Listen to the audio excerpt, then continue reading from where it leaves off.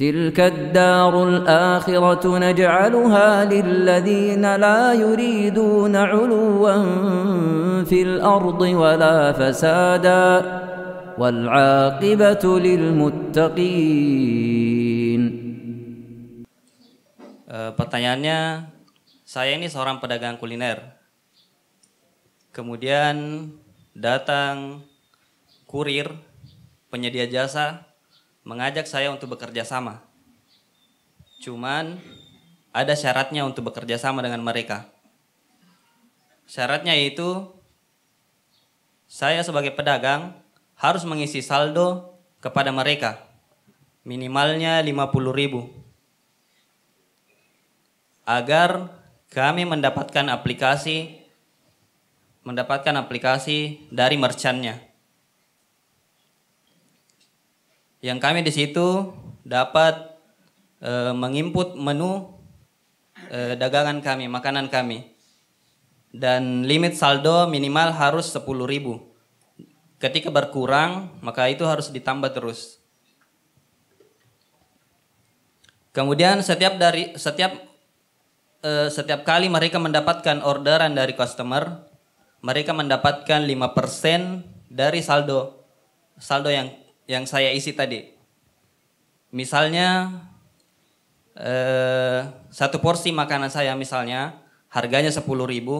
Jadi ketika seorang memesan kepada mereka, dia mendapatkan 5% dari 10.000 tadi, dari saldo itu.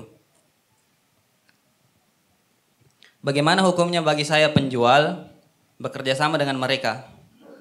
Kalau saya simpulkan saat begini, saya kasih dia uang, kemudian dia jual barang saya, keuntungannya dia yang uang yang saya berikan kepada dia. Contoh, saya kasih dia 500 rupiah, kemudian dia jual barang saya satu porsi, harga 10.000, dia bayar ke saya itu tetap 10.000, cuman saya sudah berkurang ke dia, saya sudah upah dia dari awal 500 rupiah. Jadi ketika dia datang ke saya ngambil makanan, dia tetap bayar 10.000. Artinya saya mengupah duluan kepada dia, kemudian dia menjual barang saya. Bagaimana hukumnya saya mengikuti mereka, Ustaz? Jazakumullah khairan.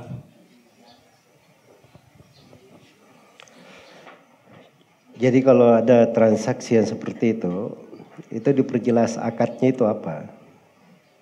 Diperjelas akadnya apa? Ya kalau dia akadnya sebagai wakala, dia wakilkan dari orang mewakili dirinya, memasarkan produknya, dia bertindak seperti si pemilik barang, maka itu gak ada masalah. Tidak ada masalah. Dan tidak ada masalah juga orang yang mewakili itu mengambil upah dari jasa dia mewakili. Itu juga dibolehkan karena wakala boleh dengan cuma-cuma dan boleh dengan bil ujrah, dia mengambil upah. Itu diperbolehkan, tidak ada masalah. Adapun masalah duit yang disimpan, itu kalau akadnya akad wakalah, itu enggak ada masalah ya, karena dia hanya simpan uangnya di situ karena dia dipegang oleh wakilnya.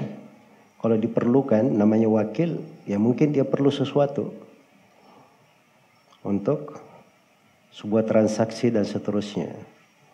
Maka itu insyaallah ta'ala tidak dipermasalahkan. Jadi diperjelas dulu akadnya ya. Ya kalau di luar dari akad perwakilan itu, maka itu mungkin ada pembahasan-pembahasan yang harus didetailkan.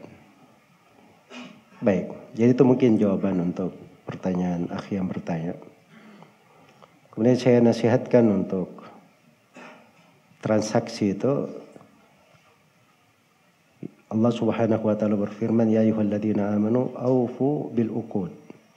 Wahai orang-orang yang beriman, penuhilah akad-akad. Dan Rasulullah sallallahu alaihi wasallam bersabda, al-muslimun ala syurutihim. Kaum muslimin itu sesuai dengan syarat dan perjanjian mereka. Jadi banyak dari akad-akad di tengah atau transaksi di tengah manusia, sebenarnya hukum boleh atau tidaknya tergantung bagaimana jenis akadnya. kenyataannya yang terjadi di lapangan dan seterusnya. Baik.